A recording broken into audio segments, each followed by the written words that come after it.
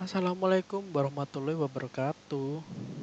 Perkenalkan, nama saya Ramdhani Hadi Winarno dari kelas TI 22A3 dengan NIM 220103102. Tujuan dibuatnya video ini yaitu untuk memenuhi persyaratan ujian akhir mata kuliah pemrograman visual yang diampu oleh Bapak Muhammad Muhtarom, Sarjana Ekonomi, Sarjana Komputer, Magister Komputer. Oke, di sini langsung saja kita ke proyeknya. Nah, berikut adalah proyek saya, yaitu adalah Sistem Ekspedisi PT Inten Fortutu Jaya Makmur. Nah, di sini sistem saya yaitu menginput data paket yang akan dikirimkan di setiap wilayah.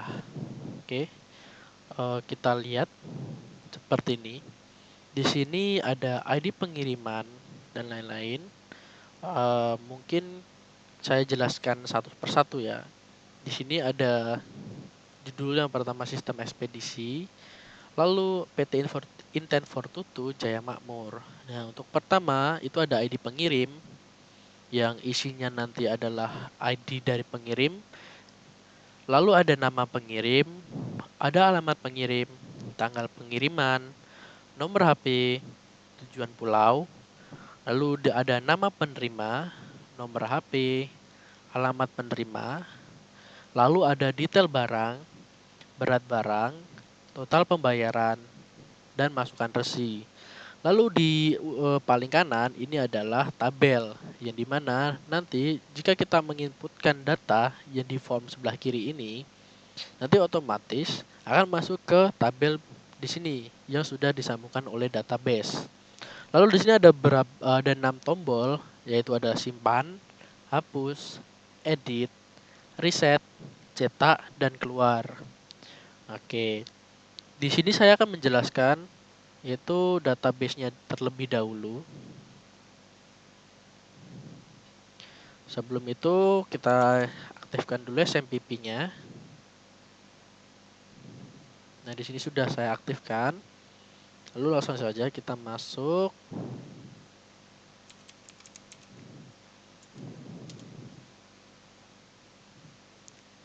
Nah, pertama apa yang harus kita lakukan? Pertama kita harus membuat database terlebih dahulu. Kalian bebas membuat database seperti apa. Nah, bisa di new biasanya, new, lalu kalian bisa saya contohkan ya. Setelah kalian baca itu nanti ada database name. Jadi untuk database kalian mau kalian namain apa, lalu kalian pilih ini. Kalau saya pakai ini UTF-8 MB4 Central C. Setelah itu kalian create. Nah, di sini saya membuat database namanya pemrograman visual, pemrog_visual. Lalu di sini untuk tugas UAS saya memberi nama tabelnya adalah ekspedisi. Nah, untuk di dalam tabel ekspedisi ini memiliki beberapa struktur. Ada 13 struktur. Yang pertama adalah ID pengirim, yang dimana ini adalah primary key dengan tipenya integer dengan jumlah datanya 9. Lalu di sini ada auto increment. Lalu ada nama pengirim, varchar dengan jumlah data 50. Lalu ada alamat pengirim, tipenya varchar, jumlah datanya 100, jumlah data yang bisa dimasukkan ya. Lalu ada keempat, ini adalah tanggal pengiriman, yaitu tipenya varchar dengan menampung 50 teks atau data. Lalu ada nomor pengirim, ini adalah nomor HP dari pengirimnya. Jadi punya varchar juga menampung dari 15. Lalu keenam ada tujuan pengirim, varchar 50 untuk data yang tambung. Nah, tujuan pengirim ini adalah apa? Ini adalah combo box yang ada pada sistem yang tadi. Lalu ada nama penerima, tipenya juga varchar. Lalu ada nomor penerima. Lalu untuk nomor penerima ini adalah nomor HP dari penerima. Lalu ada ke-9 ada alamat penerima, ada detail barang, berat barang, total pembayaran, dan input resi. Jadi di sini ada 13 data. Nah, kenapa ini di sini varchar semua? Sebenarnya seharusnya seperti tanggal ini harusnya pakai date. Lalu untuk berat barang atau pembayaran sebenarnya harusnya ini tipenya bisa integer atau yang lain. Cuman di sini saya menggunakan varchar. Kenapa? Nanti bakal saya lanjutkan, saya jelaskan di kedepannya. Oke, langsung saja kita masuk ke data kita tadi. Nah, seperti ini ya untuk tampilannya tadi. Nah, mungkin di sini saya akan menjelaskan source code-nya terlebih dahulu. Source code sambil kita jalankan ya mungkin ya. Di sini mungkin saya akan menjelaskan di bagian koneksi terlebih dahulu. Nah, pada koneksi ini terdapat public static connection DB, berarti kita ingin menambah koneksinya itu DB. Lalu public static connection config, jadi kan membuat config yang untuk menyambungkan SQL atau MySQL untuk menyambungkan database.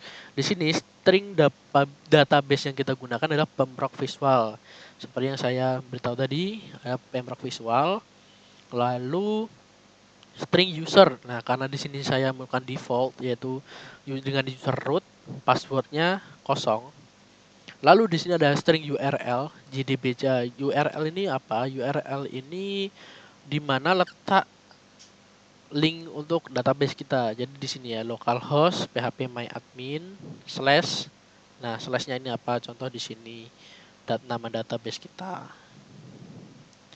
Lalu di sini menggunakan driver manager, register drive new com MySQL JDBC driver. Jadi kita menggunakan ini ya driver dan library MySQL JDBC driver yang mana disambungkan get koneksi URL, user dan password.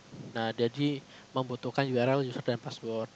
Lalu di sini ada system out print ln. Nah, jika database ini berhasil terhubung, maka akan muncul teks atau notifikasi DB sukses connect. Lalu jika gagal, maka akan muncul error message yaitu koneksi gagal. Nah, di sini static object get connection. Jadi ini adalah salah satu library yang kita pakai.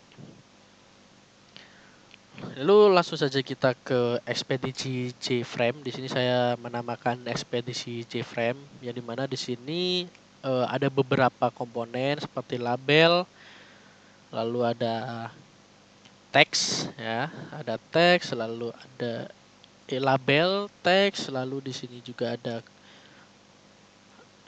ini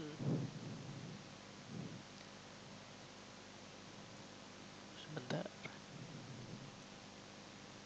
ada label, ada teks, label, teks dan tabel. Lalu di sini juga ada button. Nah, langsung saja kita ke source code-nya. Kita ke paling atas. Oke. Yang paling atas ini adalah library yang kita pakai.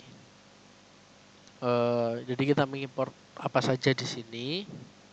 Lalu kita bisa cek juga di sini library yang kita pakai. Ada Jasper Report. Jasper Report ini untuk mencetak atau membuat report atau laporan, atau bisa dibilang kita bisa mencetak hasil yang ada database kita, lalu kita cetak menjadi PDF. Lalu di sini ada MySQL connector, ini gunanya untuk menyambungkan project kita ke database. Lalu ini adalah JDK yang kita pakai, Zulu 8, jadi kita pakainya JDK 8 dikarenakan Jasper Report ini yang kita pakai ini hanya bisa dijalankan di JDK 8. Oke, langsung saja. Di sini ada konstruktor, di mana ekspedisi JFrame SQL Concept Init Component. Jadi di sini ada tabel konten. Atmos Listener sebenarnya ini berfungsi untuk apabila kita mengklik, ya, kita sambil jalankan mungkin ya. Kita jalankan.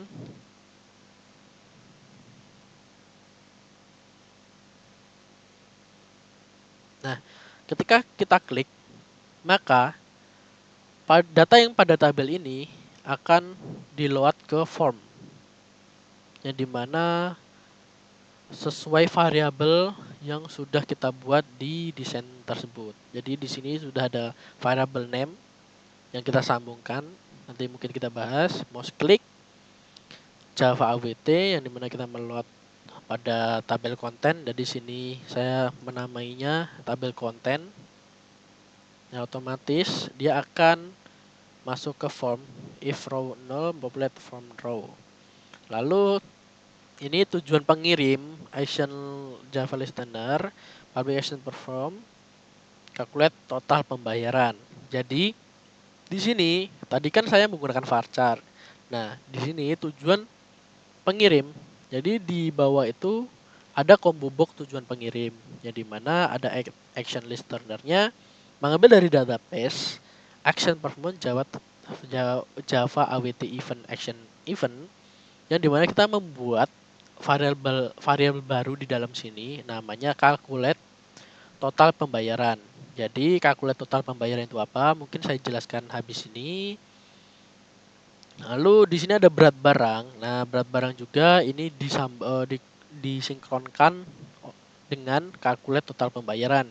Karena calculate total pembayaran ini adalah sebuah sistem atau algoritma perhitungan yang saya gunakan. Jadi dia tidak masuk database. Nah, lalu kita masuk ke private void tabel, komponen tabel, atau di sini bisa disebut kenapa tabel kita itu bisa dicetak.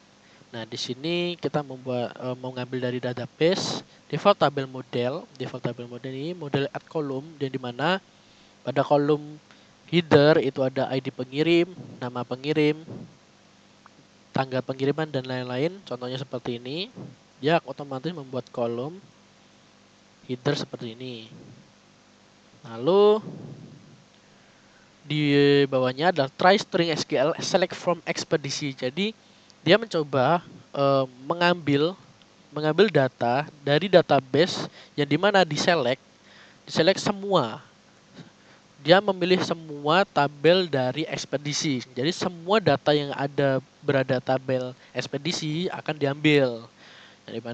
Dimana dia menggunakan koneksi untuk pacuannya, koneksi .java atau config yang kita buat. Lalu di sini where rs next model at row. Nah, jadi kita akan mengambil sesuai dari database kita. Jadi database kita untuk ID saya beri nama ID pengirim, nama pengirim. Jadi otomatis di bawahnya itu nanti akan mengikuti dari database yang kita buat. Jadi kalau datanya ada ID pengirimnya, atau di bawahnya nanti akan di print. Akan masuk di seperti ini. Nah, jadi ini diambil dari database. Lalu tabel konten model. Nah, ini di tabel tadi. Di sini ada handle untuk error. Lalu di sini adalah fungsi calculate total pembayaran. Yang dimana ini saya buat pada calculate total pembayaran string tujuan. Nah, jadi di sini membuat string tujuan. Nah, fokusnya kemana? Fokusnya itu adalah ke combo box yang kita buat. Nah, jadi di sini kita buat nih. Mungkin ada Jawa, Sumatera, Kalimantan, Sulawesi, dan Papua. Nah, di sini bisa kita lihat contoh, kita masukkan satu. Nih di sini Jawa ada nilainya 15.000, Sumatera 22. Nah, itu ada di sini. Nah, integer harga per kilo. Nah, jadi menggunakan harga per kilo sama dengan 0. Nah, jika switch kita pakai switch case di sini. Jika memilih Jawa, ya kan? Jika kita dalam kelompok memilih Jawa, harga per kilo, kita memanggil fungsi harga per kilo itu 15.000. Otomatis jika kita milih ke Jawa, jika kita mengisi 1 kilo, dia akan 15.000. Kalau misalnya kita 2, maka dia akan dikali. Nah, untuk dikali ini nanti ada untuk codingannya. Nah, harga per kilo Sumatera 22.000, Kalimantan 38.000, Sulawesi per kilonya 42.500, Papua per kilonya 64.000. Nah, terus langsung di break di sini. Lalu try double berat. Jadi di sini double, menggunakan double sama dengan double parse berat barang. Lalu di sini ada double total berat kali harga per kilo. Jadi total berat yang kita input di form ini akan dimasukkan ke sistem dengan nama total berat di sini, berat dikalikan harga per kilo dengan Swiss cash yang kita buat. Jadi kalau misalnya kita memasukkan satu, ya maka satu dikali, contoh di sini Jawa di ke 1 kali 15.000. Kalau misalnya dua, ya di Sumatera ya 22.000 dikali 2 jadi 44.000. Nah, untuk total pembayaran set text string value of total, catch number format exemption, total pembayaran set text 0. Jadi kalau misalnya kita tidak memilih atau kita di sini kita reset, nah kita memilih berat barang, nah di sini nggak ada nilai yang di sini gitu. Lalu kita milih Jawa, lalu berat barang kita isi 3, nah maka dia akan dikali 15 kali 3, 45.000. Jadi itu kenapa saya memakai varchar. Sebenarnya itu kesalahan saya, cuman saya akalin bagaimana caranya sistem bisa berjalan, dan saya menggunakan switch case seperti ini, lalu membuat metode kalkulat total pembayaran untuk menjumlah total pembayaran. Lalu next ya, kita ke button simpan action perform. Di sini string SQL di mana kita mengambil database insert into ekspedisi. Jadi kita data yang kita masukkan ke dalam form itu sebentar. Data yang kita masukkan dalam form itu akan dimasukkan ke dalam tabel ekspedisi, yang dimana kita meload database itu ID pengirim, nama pengirim, alamat, dan lain-lain menggunakan koneksi DB tadi dengan set string seperti ini, kolom 1, kolom 2, kolom 3, kolom 4, dan seterusnya. Lalu di sini ada handle error, jika berhasil akan muncul penyimpanan data berhasil. Mungkin kita coba langsung di sini. Contoh di sini saya memasukkan 0103 103 dengan nama pengirim Rangga Yuda. Lalu untuk alat pengirim contoh Jalan Arjuna 02 Perum Indah. Lalu di sini kita masukkan contoh Surakarta dengan kode pos contoh 57132. Lalu tanggal pengiriman kita masukkan hari ini tanggal 7 Juli 2024. Lalu nomor HP sampai 9523217842. Nah, di sini tujuannya mungkin kita buat ke Kalimantan. Nama penerima Kevin. Lalu untuk nomor HP 68430. Alamat penerima Jalan Cendrawasih 7. Mungkin kita ambil Pontianak Kalimantan Barat dengan kode pos contoh 23041.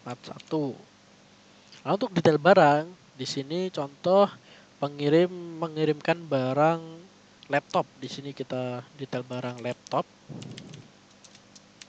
Terus di sini kita berikan tanda seperti ini, mudah rusak.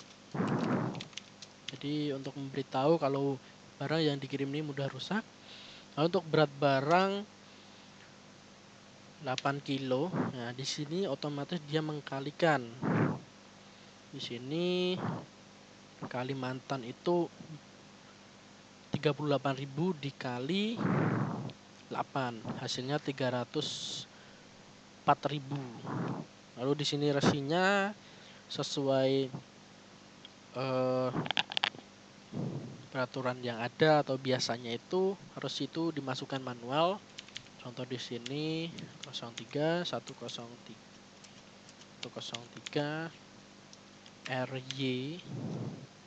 Lalu kita simpan. Nah, nanti ada notifikasi penyimpanan data berhasil, kita oke, maka database akan masuk di sini. Dan kita bisa kita lihat sini dan kita cek apakah database masuk.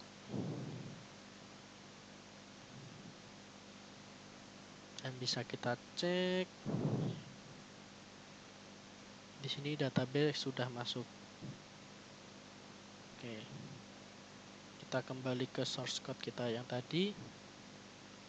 Nah, ini adalah fungsi untuk button simpan.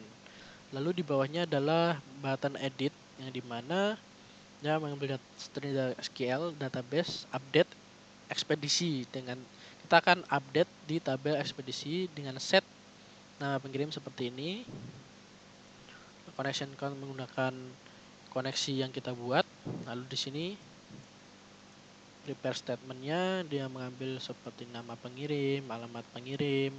Lalu di sini ada show message yang dimana jika kita berhasil maka edit data berhasil, jika gagal maka akan menampilkan error. Di sini kita coba, contoh kita edit bagian Nathaniel. Di sini kita ubah bagian nama Nathaniel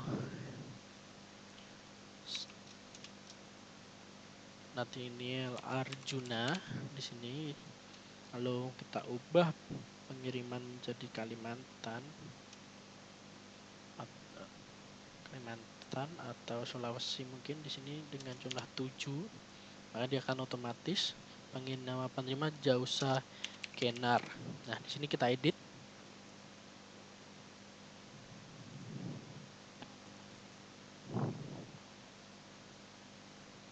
Nah, di sini ada notifikasi edit data berhasil. Setelah kita oke, kita cek apakah data berubah. Nah, di sini data berubah ya. Lalu kita cek, kita refresh.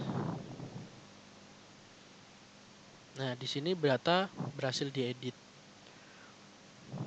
Jadi ini untuk tombol edit atau fungsi edit. Lalu di bawahnya adalah button hapus, dan di mana dia akan menggunakan perintah delete from ekspedisi, yaitu dari tabel ekspedisi ya, dan apa yang diambil, dan yang di sini yang diambil adalah ID pengirim. Karena ID pengirim adalah primary key, jadi otomatis apabila sistem mendapatkan primary key, dia otomatis terhapus semua. Nah, di sini koneksi ini juga ada show message, hapus data, mengambilnya dari ID. Lalu kita di sini kita coba, kita akan menghapus data dari Ramdhani. Lalu kita dihapus di sini, hapus data berhasil. Dan di sini data Ramdhani langsung terhapus.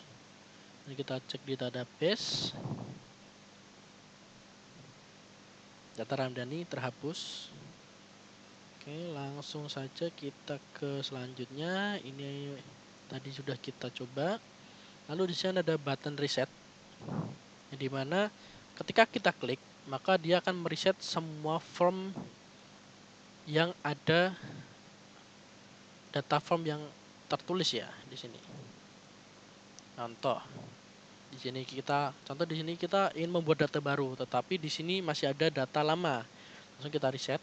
Nah, otomatis dia akan kosong semua. Seperti itu. Lalu di sini ada button keluar, jadi mana dia akan keluar dari sistem ketika kita klik. Codingannya cukup seperti ini, sistem exit 0, jadi kita sistem saya mau keluar dari aplikasi ini. Nah, ketika kita pencet keluar, maka dia akan keluar. Oke. Lalu kita ke selanjutnya, yaitu button cetak. Pada button cetak ini kita cek codingannya seperti ini, try. Jadi dia dari Java SQL connection, mengambil dari koneksi database kita dengan, nah di sini kita akan meload nama file, yang dimana file itu berada di src dengan folder src, folder i42tu, dan di dalamnya adalah file Jasper. Nah di sini kita menggunakan library Jasper tadi, Jasper print, jadi di mana sistem meminta untuk print Jasper file manager, file report, nama file, get path. Lalu Jasper viewer akan membaca report kita. Nah, kita lihat dulu untuk codingan atau data yang kita buat. Jadi previewnya seperti ini. Nanti akan mencetak data seperti ini. Nah, untuk desainnya seperti ini. Jadi di sini kita buat desainnya seperti ini. Ini adalah kolomnya dan ini untuk detail.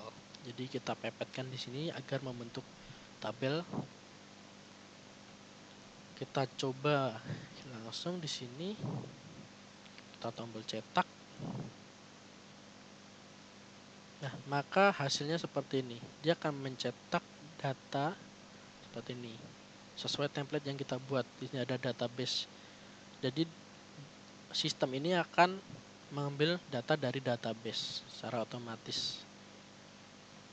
Sebenarnya untuk template bisa kita rubah-rubah untuk lebih bagus. Saya buat seperti ini agar simple.